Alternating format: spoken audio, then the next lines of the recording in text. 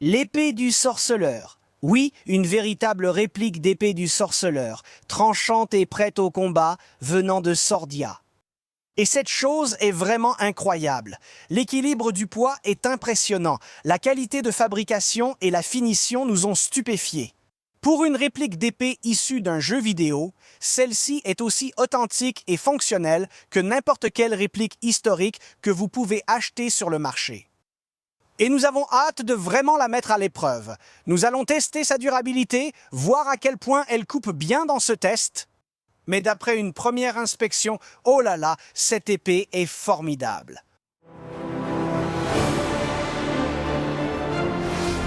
Shadowverse. Salutations, je suis Tyrante. Et je suis Shadiversity. Et aujourd'hui, nous allons examiner une autre réplique de la culture pop, je dirais une réplique prête au combat de Sawyer. Oui, j'allais dire, est-ce qu'on peut vraiment appeler ça simplement une réplique? Mais réplique prête au combat, ça décrit bien ce que c'est. Mais parce que ce sont de vraies épées à tous les niveaux, sauf qu'elles ressemblent à... L'inspiration du design vient évidemment de la pop culture, des jeux vidéo ou de n'importe quel autre sujet. Mais il faut préciser que, quand je dis « prêt au combat », je ne parle pas seulement d'une lame aiguisée faite d'un acier solide.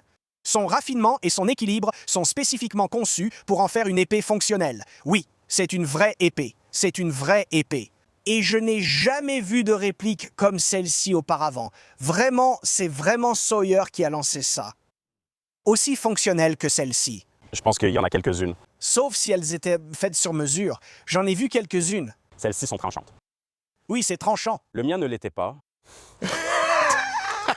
Pas de chance pour toi. Alors, celle-ci est évidemment l'épée d'argent du sorceleur. Bon, ce n'est pas exactement la même. Je pensais que l'autre était celle en argent. Non, c'est celle-ci l'épée en argent. Je les confonds. Il faut un peu de contexte, car dans le jeu, je ne suis pas le plus calé. Beaucoup de nuances ici. Dans les jeux The Witcher, tu peux modifier et améliorer l'épée, y ajouter divers pommeaux. C'est comme la version de base, tu vois? Je dirais que c'est leur interprétation simpliste de l'épée de sorceleur. Évidemment, tu as cette garde croisée très, très unique que j'adore. J'aime vraiment ça. D'accord. Attends, fais une pause pour nous. Je soupçonnais Tarante de préférer celle-ci à moi. C'est sur Titan's Bane. En fait, je ne suis pas fan de ce style de garde croisée. Elle remonte trop à mon goût. C'est un peu agressif. C'est pourquoi je l'ai mise sur Titan's Bane et pas sur mon épée habituelle. Je ne vais pas laisser ça influencer ma note parce que c'est une question de préférence personnelle. Eh bien, non seulement c'est fonctionnel. Il n'y a rien à redire dessus, à part la préférence personnelle. Mais je n'en suis toujours pas fan. Peu importe. J'aime l'autre épée du sorceleur. Bien sûr, d'accord, ça me va. Son design esthétique est vraiment beau. Ça me va. Celle-ci coûte environ 410. D'accord, celle-ci coûte un peu plus que leurs autres répliques prêtes au combat. Oui et non, parce qu'ils ont quelques répliques, comme le Bullhorn Orchestra. Ah oui, Donc, ils en ont quelques-unes qui sont plus chères, mais celle-ci fait partie des plus coûteuses, ce qui me semble justifié parce qu'évidemment, on va montrer les images d'illustration. Le gainage, la finition et la qualité générale de celle-ci sont supérieures à celles de Glamdring. Landerson. Honnêtement, Toutes. c'est sans doute la meilleure réplique prête au combat que Swati ait fabriquée et que nous ayons testée.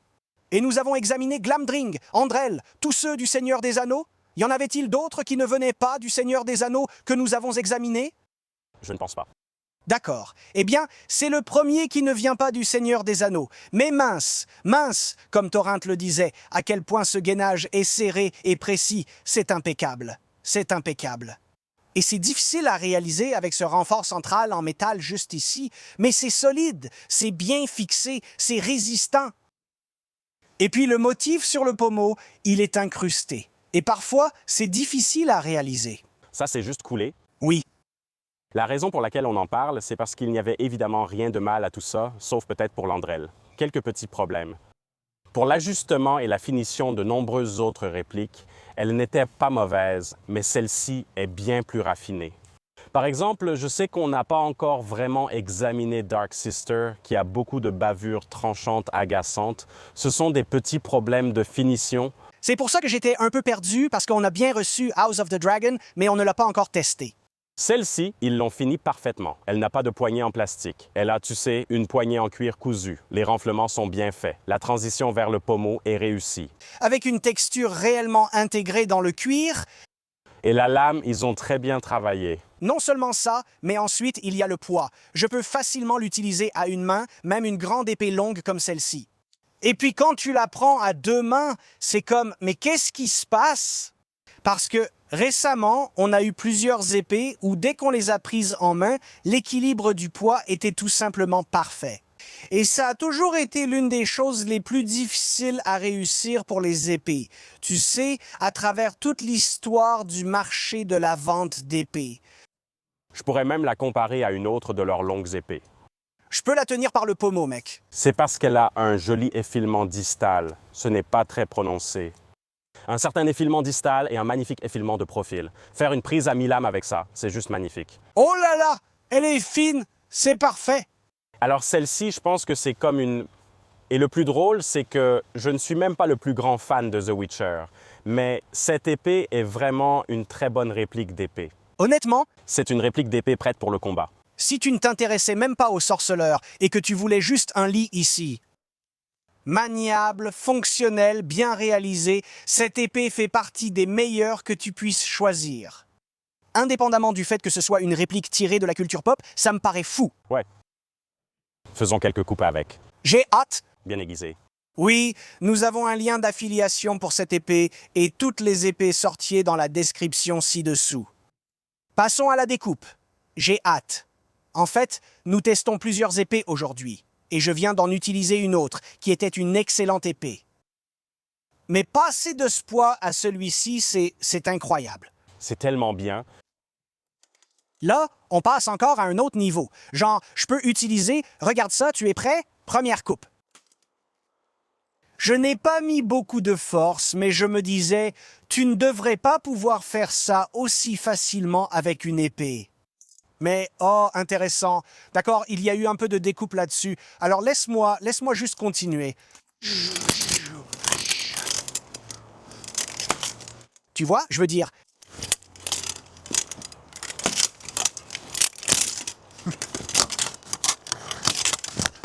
C'est bon. Le poids est meilleur, mais ça ne coupe pas mieux que le précédent. Oui, je crois que c'est le profil ajouté récemment. Donc avec ce type de géométrie de lame, c'est plus une lame faite pour les stocks que pour la taille, non? J'utiliserais cela en demi-épée pour percer une armure. Superbe pointe dessus, elle a cette belle section en losange, mais cela signifie aussi qu'en coupe, ce ne sera pas forcément la meilleure pour trancher. Ouais. Mais je veux dire, ça coupe très bien. Pas le meilleur, mais vraiment, vraiment bien.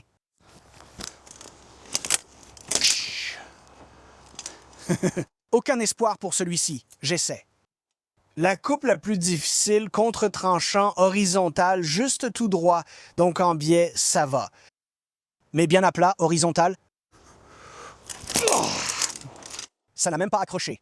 Je veux dire, si tu ne l'as pas fait avec l'autre épée, tu ne vas pas réussir avec celle-ci, je le sais. De toute façon. Mais en ce qui concerne le tranchant inversé et l'angle, oui, yeah, Wow.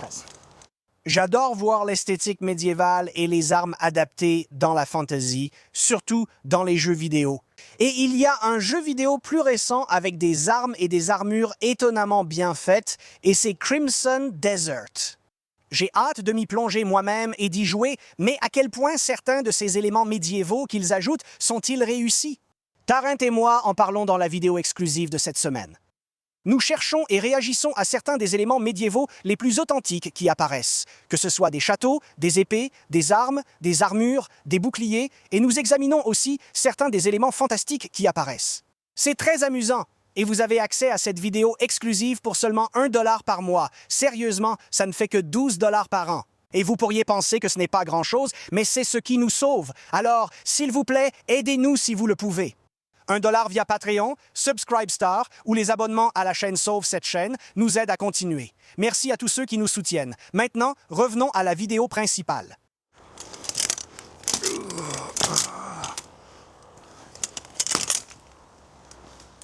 J'ai tourné sur celui-là. C'était moi. Attendez, faites-le entrer. Voilà. Sur 10 pour la coupe? Sept. D'accord, je vais rendre ça plus intéressant. Sur 10 pour la prise en main? 10. Ouais. Ouais, intéressant. 10 sur 10 en maniabilité, 7 sur 10 en coupe. Je pense qu'il est important, comme dit plus tôt, de savoir à quoi sert cette lame. Couper avec est super, mais les atteindre avec une armure, c'est... Ce côté est émoussé car Chad a coupé avec, donc je vais utiliser l'autre côté. Pardon. Oh.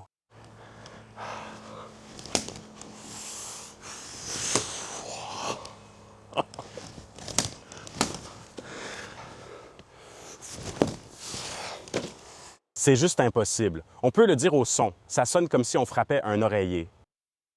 Oui, mais on l'a déjà fait. On ne l'a jamais fait avec aucune de tes épées. Donc je pense qu'on va pouvoir le faire avec le tachi. C'est pour ça que je pense que ça va être intéressant. Cette épée a une sonorité. Une très belle sonorité. Mais oui. C'est bien. Ce n'est pas mal du tout. Je veux dire, c'est l'une des meilleures épées qu'on ait testées. Et c'est une réplique issue de la culture pop. Qu'est-ce qui se passe? Test de flexibilité de la lame du sorceleur. Elle est beaucoup plus flexible, encore une fois. Pas dans le mauvais sens. Ce n'est pas comme l'Andrew qui était ridicule. Ici, c'est tout à fait dans les tolérances. Elle est un peu plus flexible que leurs autres épées. Oui. D'accord, contre le bois.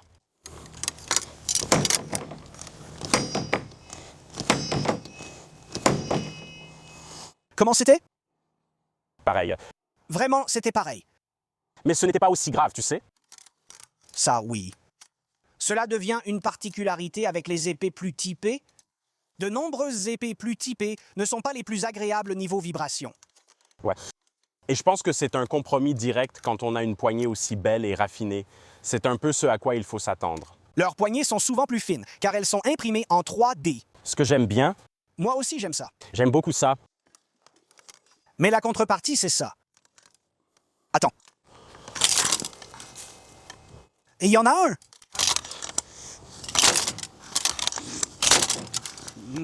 Ouais. Ouais. Je veux dire, ce n'est pas pire, mais ce n'était pas agréable. Mais encore une fois, la poignée de celui-ci est super raffinée. Ouais. Donc c'est un compromis que je suis tout à fait prêt à accepter. C'est délicat, non? Je deviens plus réticent à, je suppose, baisser la note des épées en fonction des vibrations dans ce test. Eh bien, ce test-là est le test le plus brutal que vous puissiez faire pour ça. Ouais. Ce n'est pas comme un arbre. Couper un arbre n'est pas beaucoup mieux. C'est horrible. Ceci est du bois sec. Le principal test ici est de vérifier la durabilité de la soie de la poignée. Nous ne voyons pas de relâchement. Ce genre de mauvais traitement est rare lors d'une utilisation normale d'une épée, même si c'est inconfortable. D'habitude, les épées les plus confortables lors de ce genre de test sont les grandes épées d'armes épaisses et larges. Et je pense que c'est parce que les lames en absorbent une bonne partie avec ces géométries plus raffinées. C'est un peu ce à quoi on s'attend. Tu as raison, les lames plus courtes gèrent beaucoup mieux les vibrations. Et c'est peut-être simplement parce que la longueur que la vibration doit parcourir est différente et que la dynamique générale est très différente aussi. Je pense que certaines lames à géométrie plus raffinée, ayant bien réussi ce test, sont celles qui se sont un peu pliées. Intéressant? Donc celle-ci ne se plie pas. Non, elles sont solides comme tout. Alors attends. Non, ne fais pas ça, Costco. C'est une super crosscar. Mais comment tu peux le savoir? Je sais, hein? En fait, C'est ça. je ne peux pas dire, mais c'est cool. Je pense un peu... Ouais. Ouais, écoute. Égalisons. Tu vois, voilà. Pourquoi hésites-tu pour celui-ci et pas l'autre? Parce que c'est un crosscar cool. Tu sais ce que je veux faire?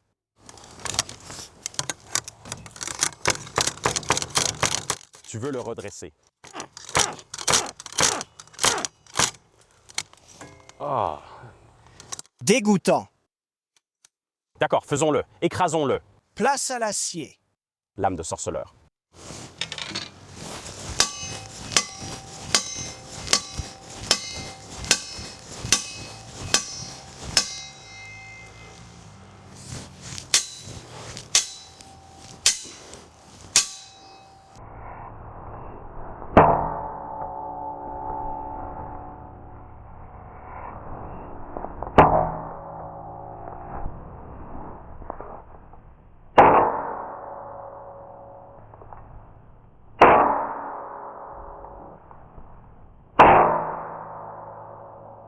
Oh!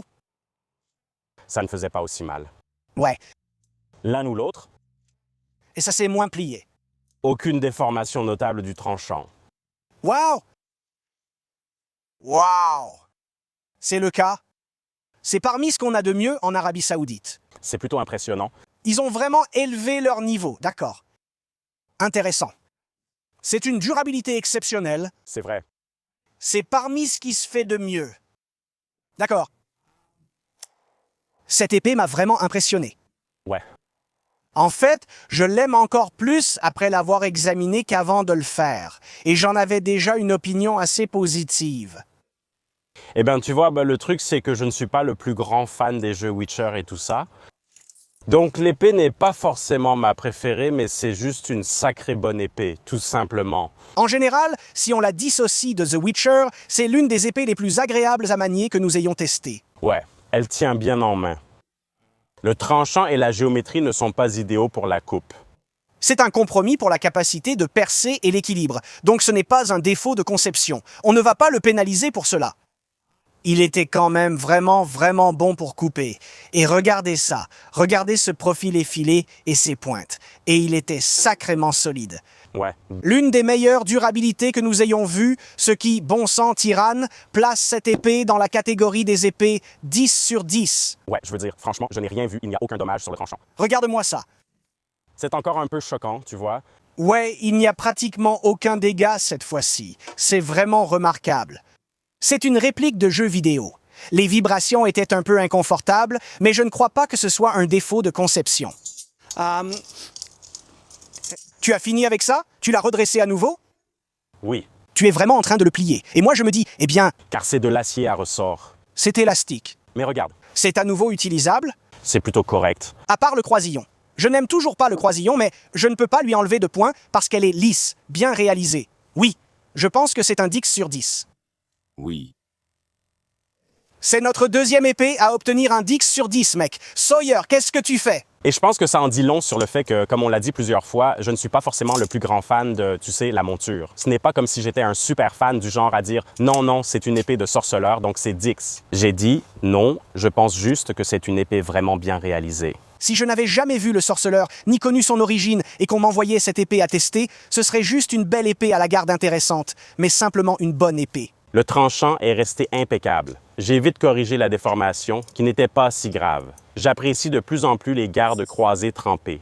Bloc de rivetage. C'est vraiment agréable. C'est un magnifique bloc de rivetage. L'ajustement ou la finition et l'effilage du manche sont vraiment excellents. Rien ne vibre. C'est impeccable. Je pense que c'est vraiment une épée très solide. 10 sur 10 pour une réplique d'épée de jeu vidéo prête au combat issu de la pop culture. Je n'arrive pas à y croire. Je veux dire, et ça montre que Swordy essaie vraiment d'améliorer leur qualité, même avec tout ce qu'ils fabriquent. On a déjà testé beaucoup de leurs épées du Seigneur des Anneaux. Ils les ont toutes rappelées pour les retester et les retirer. Je veux dire, ils les ont retirées de leur site web.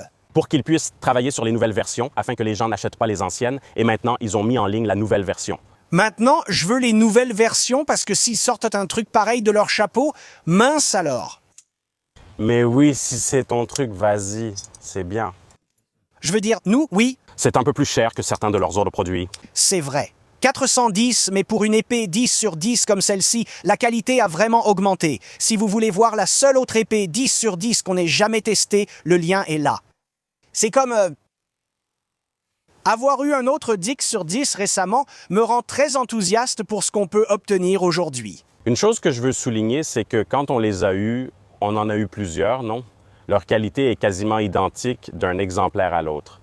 Certaines épées reçues présentaient des variations, au point que Chad disait « Je veux celle-ci » et moi « Je veux celle-là ». Celle-ci est comme... Entre les deux, Elles sont toutes pareilles. tu ne vois même pas la différence. Ouais, donc ça me plaît aussi. Alors, les gars, grosse recommandation. On a un lien d'affiliation pour cette épée si ça vous intéresse. L'épée du sorceleur, vous voyez, est-ce que c'est une épée en argent? Je ne me souviens plus, mais elle est vraiment géniale, cette épée. Si vous voulez voir notre autre critique notée 10 sur 10, c'est ici. Merci à vous. Bonne journée à vous. 6